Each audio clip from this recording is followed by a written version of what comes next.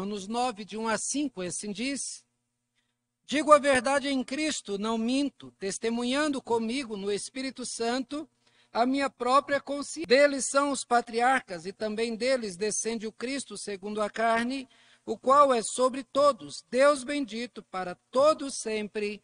Amém. Meus irmãos, há um grande número de pessoas que se denominam e têm até um certo prazer em dizer eu sou desviado. Com o aumento de denominações, pessoas encontram igrejas de todos os gostos. Aí elas entram, ficam por um tempo e depois abandonam a igreja da qual nunca fizeram parte de verdade. Frequentam igrejas, mas não se tornam a igreja. Esse é o problema. Porque a igreja não foi feita para você assistir culto, mas para você cultuar com a sua vida. Cultuar você sendo a igreja em adoração ao Senhor. A igreja atrai. Muitas coisas na igreja são atraentes. A música, por exemplo, é um dos principais atrativos. Muitas pessoas que nunca entrariam numa igreja e que não suportariam ouvir sermões bíblicos, elas gostam de ouvir determinadas músicas evangélicas. Para essas pessoas, o culto poderia acabar logo após o período de louvor. Elas já estariam satisfeitas. Para outros, o que atrai? A comunhão que não se encontra lá fora da igreja é vivenciada por ela. Almoços, jantares, comemorações, alegria, diversão, passeios. Tudo isso agrada a muitos. E muitos gostam desse ambiente saudável e festivo. Porém, isso não é suficiente para prender ninguém na igreja. Existem outros que mergulham mais fundo, se preparam, tornam-se líderes de música, líderes de sociedades internas, pregam na igreja. Normalmente eles gostam de ensinos, de sermões e de sermões duros contra o pecado. Mostram-se inflexíveis, julgam a vida alheia e até desejam que os pecadores sejam expulsos da igreja, porque a presença deles contamina os outros. Estes são prontos para discutir assuntos teológicos. O ambiente acadêmico é agradável para mostrar o seu desenvolvimento, o seu conhecimento. É para isso eles se sentem maiores. Não admitem que outros pensem de modo diferente e se satisfazem prazerosamente quando conseguem calar um adversário, mesmo que ele se sinta mal e envergonhado. O seu conhecimento é totalmente desprovido de amor. No final de um ciclo de vida, essas pessoas, elas perdem o interesse pela música, pela comunhão, perdem o interesse pelo debate teológico. Alguma coisa lá fora lhes chama a atenção e por isso abandonam aquilo que lhes era agradável dentro da igreja e partem então para uma nova experiência de vida longe da igreja, se tornam desviados. Aí eles passam a usar um jargão que é usado, é o predileto dos desviados. Eu saí da igreja, mas não afastei de Deus. Isso é uma grande mentira. Mentem para si mesmos, pois na verdade nesse novo estágio de vida estão totalmente imersos nos seus pecados e sem a luz alguma diante dos seus olhos. Por um tempo andaram tão bem, mas no final jogaram tudo de bom que adquiriram, que experimentaram na caminhada com Deus. Tinham tudo para dar certo, mas tomaram a decisão de caminhar pelo caminho de perdição. O estudo de hoje vai tratar sobre essa situação, a situação lamentável daqueles que tinham tudo para serem salvos, mas se perderam. Meus irmãos, do passado, a distância, a falta de literatura escrita, a falta de filmes evangélicos, da comunicação precária, dificultava o acesso à verdade. Isso mudou. Essas, de maneira nenhuma, podem ser usadas como desculpa para a pessoa dizer que não conhece a verdade. Mas, em primeiro lugar, nós veremos o que diz logo o início do texto, que diz: digo a verdade em Cristo e não minto, testemunhando comigo no Espírito Santo a minha própria consciência. Tenho grande tristeza e incessante dor no coração, porque eu mesmo desejaria ser anátema, separado de Cristo por amor dos meus irmãos, meus compatriotas segundo a carne. Primeira verdade que eu vejo aqui, meus irmãos, é que o salvo sempre sofre pela situação dos perdidos. Não importa a situação que eles estão vivendo. Se você é um crente de verdade, você nunca vai ficar acomodado.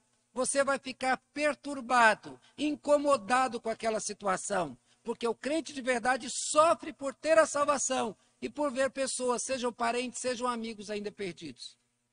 Uma pessoa ignorante, que nunca teve oportunidade de estudar, que viveu no interior e nunca teve chance de ir para uma escola, ele não vai se importar se alguém falar um português errado. Ele também vai falar errado, então o erro dos outros não faz diferença.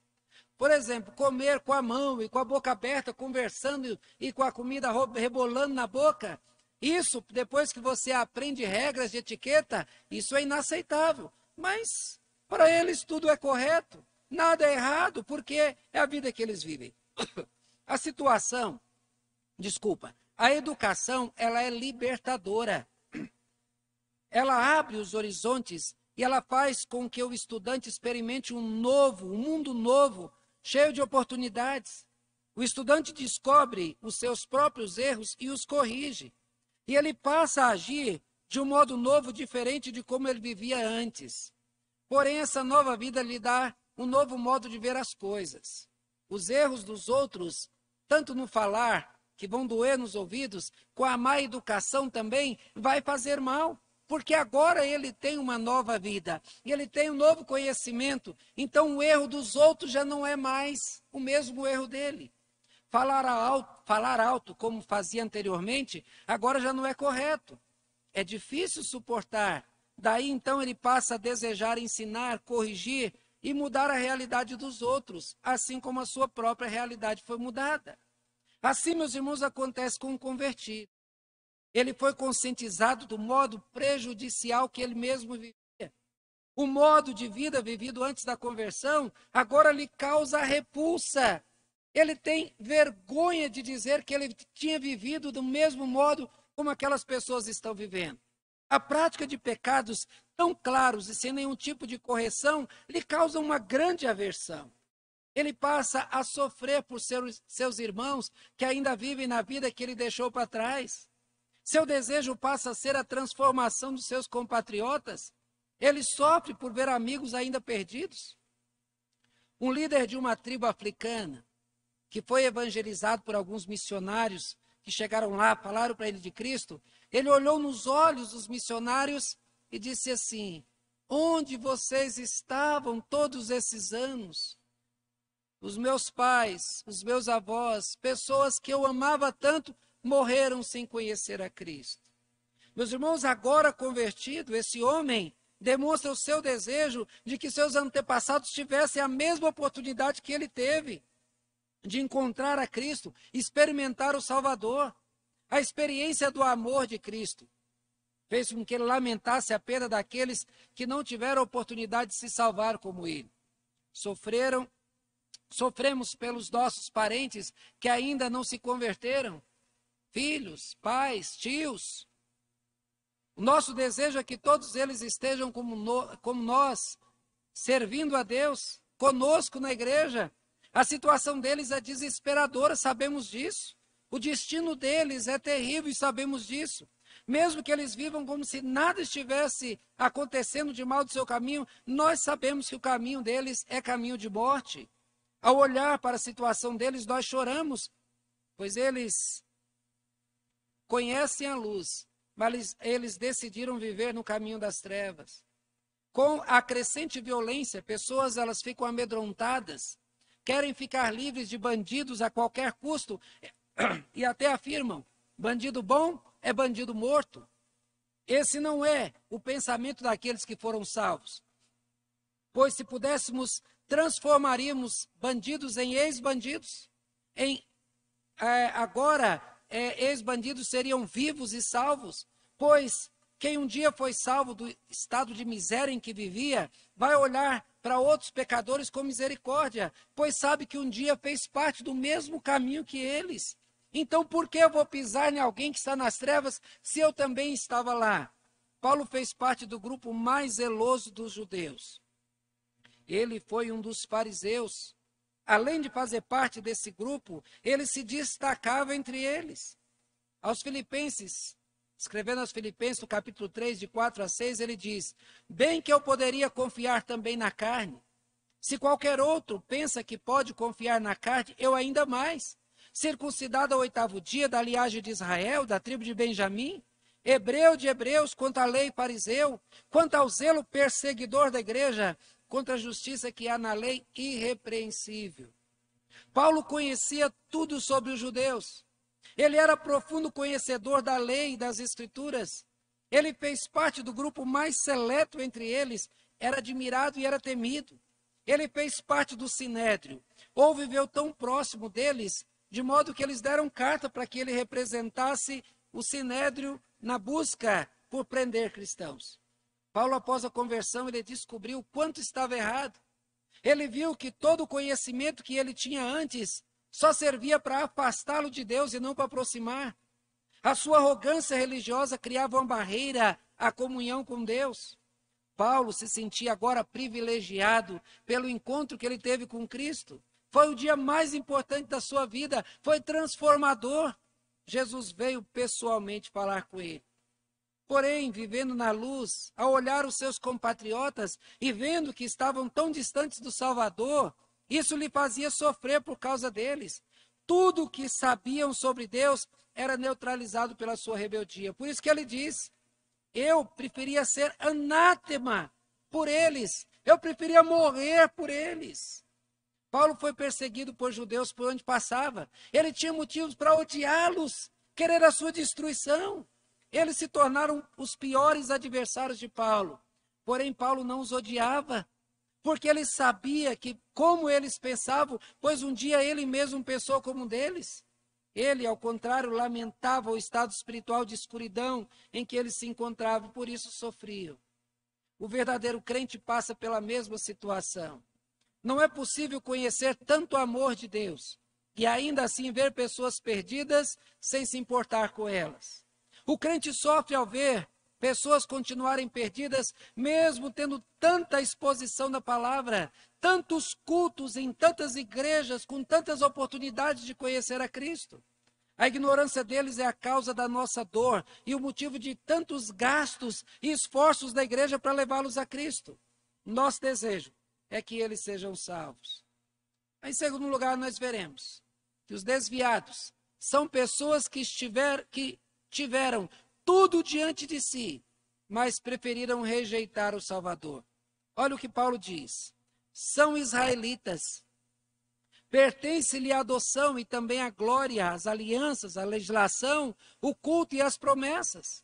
Deles são os patriarcas e deles descende o Cristo segundo a carne. Irmão, ser desviado é uma questão de escolha. Desviar-se do caminho certo e entrar por desvios tortuosos é uma escolha que traz sérios prejuízos, e o desviado não poderá se justificar por nada, pois não há motivo justo que justificariam uma pessoa que escolheu abandonar a Cristo para voltar a praticar os seus pecados de outrora. O estado espiritual de uma pessoa que escolhe abandonar a Cristo é terrível. Abandonar a Cristo, o Salvador, para viver novamente nos prazeres e pecados dos quais fora liberto do passado, é uma atitude impensada e absolutamente inaceitável.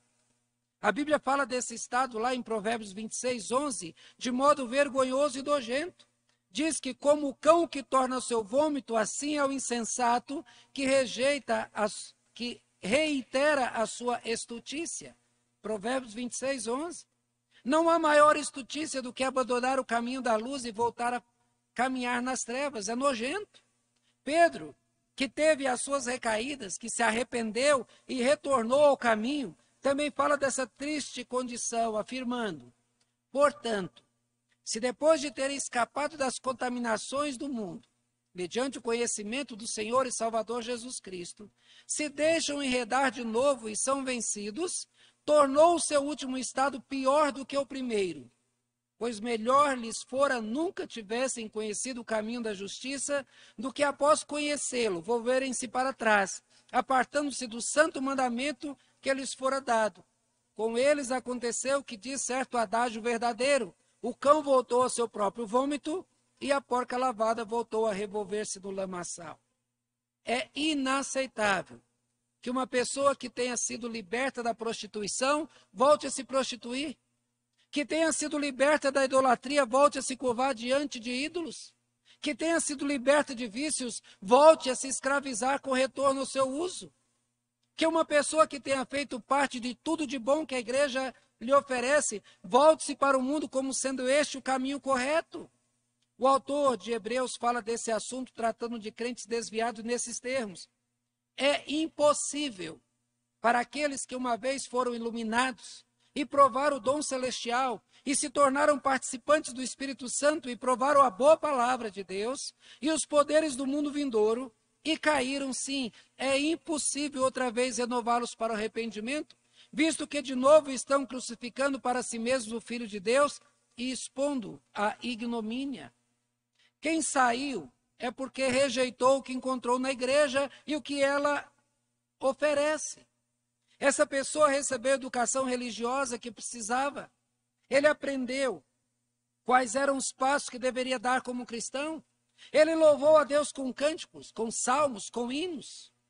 Passou a ser profundo conhecedor do teor bíblico e mesmo assim rejeitou tudo isso. Para este é impossível a salvação. E por que é impossível?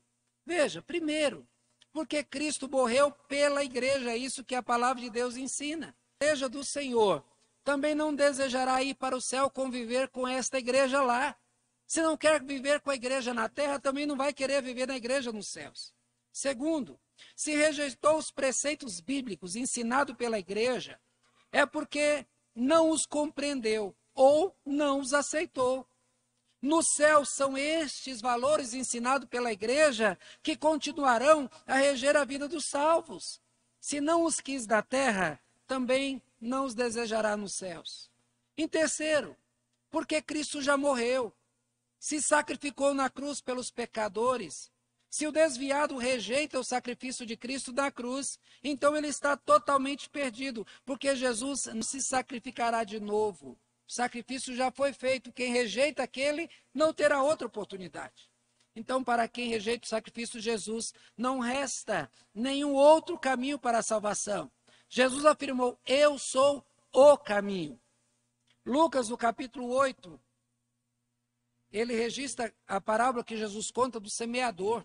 Nela, ele fala de vários tipos de solos e da sua produtividade ou improdutividade. Na realidade, ele fala de convertidos e rebeldes. Do versículo 11 ao versículo 15, ele diz: este é o sentido da parábola. A semente é a palavra de Deus. A que caiu à beira do caminho são os que ouviram. Vem a seguir o diabo e arrebata-lhes do coração a palavra, para não suceder que, crendo, sejam salvos. A que caiu sobre a pedra são os que, ouvindo a palavra, a recebem com alegria. Esses não têm raiz, creem apenas por algum tempo, e na hora da aprovação se desviam. A que caiu entre espinhos são os que ouviram, e no decorrer dos dias foram sufocados com os cuidados, riquezas e deleites da vida. Os seus frutos não chegam a amadurecer. A que caiu na boa terra são os que, tendo ouvido de bom e reto coração, retêm a palavra. Esses frutificam com perseverança. Observe. Todos estes receberam a mesma palavra. No capítulo 10 de Romanos, Paulo afirma que a fé vem por ouvir a palavra de Deus. No entanto, algumas situações foram determinantes para o desvio desses. Veja a ação do diabo, que põe em dúvida a palavra e a pessoa dá mais crédito. A gente vai ver lá em 2 Tessalonicenses, quando fala da vinda do enganador, que diz que Deus vai permitir que eles ouçam a mentira e creiam na mentira para que eles sejam condenados porque deram mais crédito à mentira. É isso que Satanás faz. Para outros, o problema é que não criam raízes.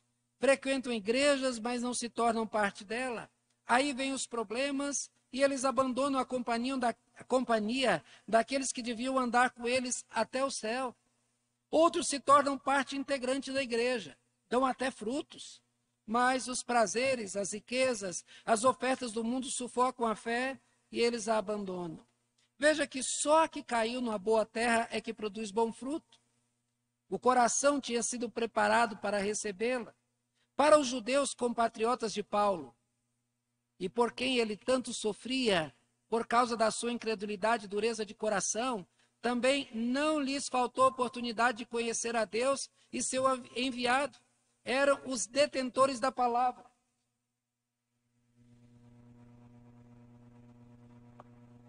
Veja que Paulo diz que eles são israelitas, pertence-lhes a adoção, a glórias, alianças, legislação, culto, promessa. Deles são patriarcas e também deles descende o Cristo segundo a carne. Os judeus tinham tudo diante dos seus olhos para chegar à salvação. Eram conhecedores da aliança que Deus fizera com o seu patriarca Abraão. Conheciam o poder de Deus, pois várias vezes Deus manifestou, tanto na libertação do Egito, na manutenção deles no deserto, nas vitórias das quais Deus derrotou os seus adversários, no tirar água da rocha, alimentá-los por anos no deserto. Todas essas foram manifestações do poder de Deus. Conheciam o culto que Deus exigiu deles e sabiam o seu significado. Conheciam os sacrifícios e por várias vezes já tinham sacrificado em busca do perdão divino ou como forma de gratidão. Tinham como costume ir ao templo até 3 vezes por dia.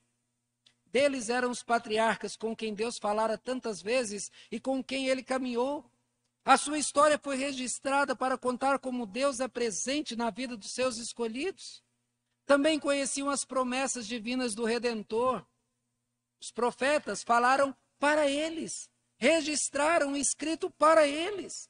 Eles conheciam todas as profecias messiânicas. Mas mesmo com tanto conhecimento, por isso é uma situação lamentável. Com a história rica da experiência com Deus e da manifestação do amor e do cuidado divino, mesmo com tanto conhecimento bíblico, eles preferiram rejeitar o Salvador. Rejeitaram e continuam a rejeitá-lo. Não por desconhecimento, mas por rebeldia. E escolheram virar as costas para Jesus, para o Salvador. O enviado de Deus não os agradou. Não tinha aparência e nem os projetos que eles queriam. Não descendia da família sacerdotal, segundo eles, não tinha também uma linhagem nobre. Por não satisfazer os seus anseios e por não ser como eles desejavam, eles o rejeitaram. Não quiseram dar ouvidos aos seus ensinos, menosprezaram o Salvador e tramaram contra a sua própria vida. É o mesmo que acontece hoje. Os desviados abandonam igrejas sérias à procura de promessas inventadas, doutrinas criadas para agradar homens. E isso quando procuram outras igrejas, pois a maioria abandona o caminho de vez, voltam para o mundo, para a sua lama e mergulham fundo na sua perdição. Isso é lamentável. É uma triste condição de vida. Tinham toda a riqueza celeste e preferiram andar como mendigos. Tinham toda a fartura ao lado de Deus e preferiram viver mendigando os prazeres finitos e imperfeitos da terra.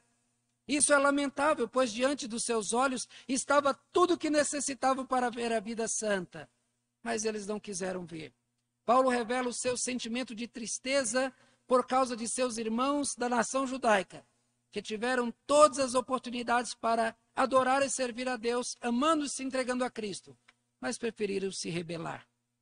Mas, meus irmãos, em terceiro lugar, nós veremos que ao desprezar o homem Jesus, eles desprezaram o próprio Deus. Paulo diz, o qual é sobre todos, Deus bendito para todos sempre. Amém. Nas nossas portas nós recebemos frequentemente um grupo de pessoas que dizem ser testemunhas de Jeová. O nome é bonito, mas eles são contra Cristo, são anticristos. Eles falam de Deus e usam a Bíblia como fonte do seu ensino, mas eles negam que Jesus seja Deus.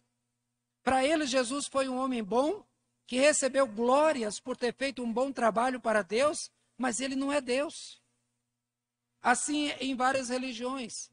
No islamismo, por exemplo, Jesus é apresentado como um grande profeta, com um grande destaque, mas é apenas isso, ele é apenas um profeta lá dos judeus.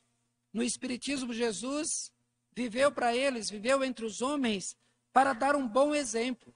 Segundo eles, caso uma pessoa copiar o exemplo de Jesus, também vão chegar ao estado de glória, de iluminação espiritual que Jesus chegou, segundo eles. Para esse, Jesus não é Deus.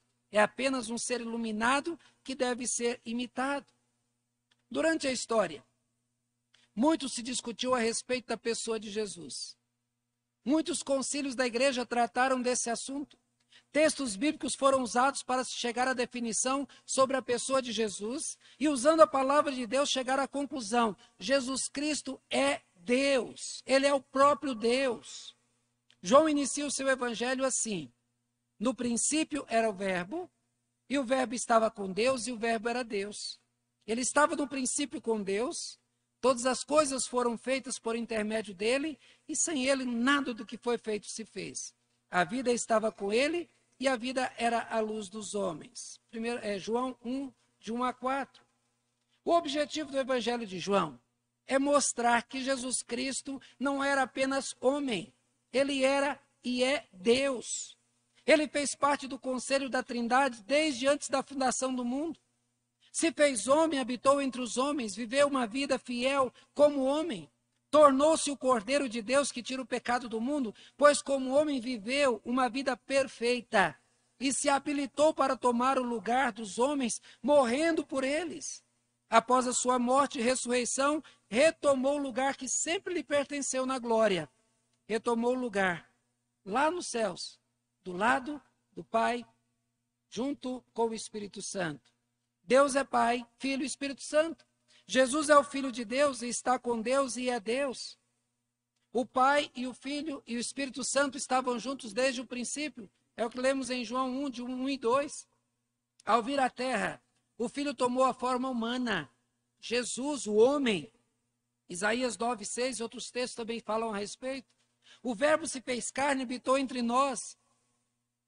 Algumas pessoas argumentam o fato de Jesus estar junto de Deus, que ele não seria Deus. Na verdade, só a essência de Deus poderia estar com Deus desde a eternidade, pois antes de tudo só existia Deus. Outras passagens são muito claras ao afirmar que Jesus é Deus.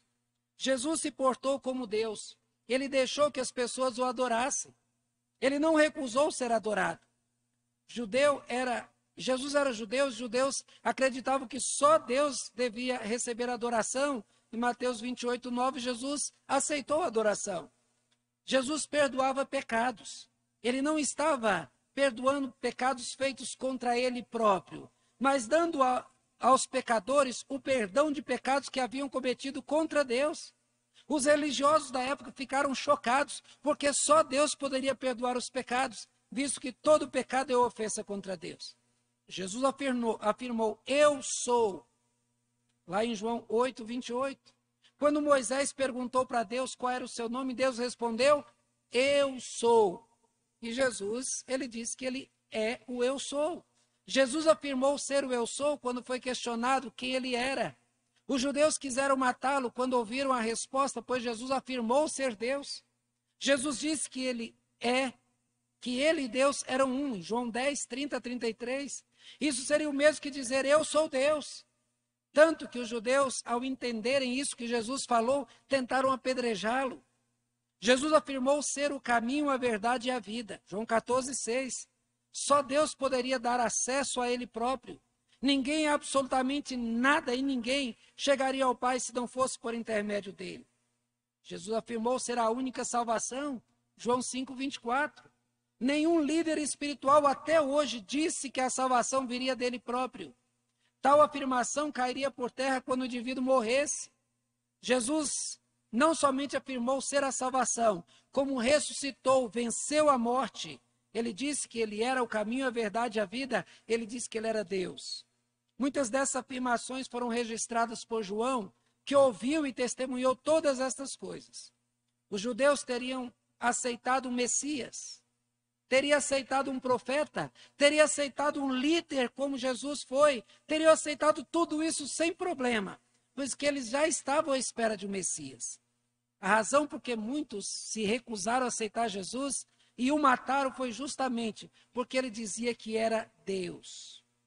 Outra passagem que nos ajuda a compreender que Jesus é Deus está em João 14.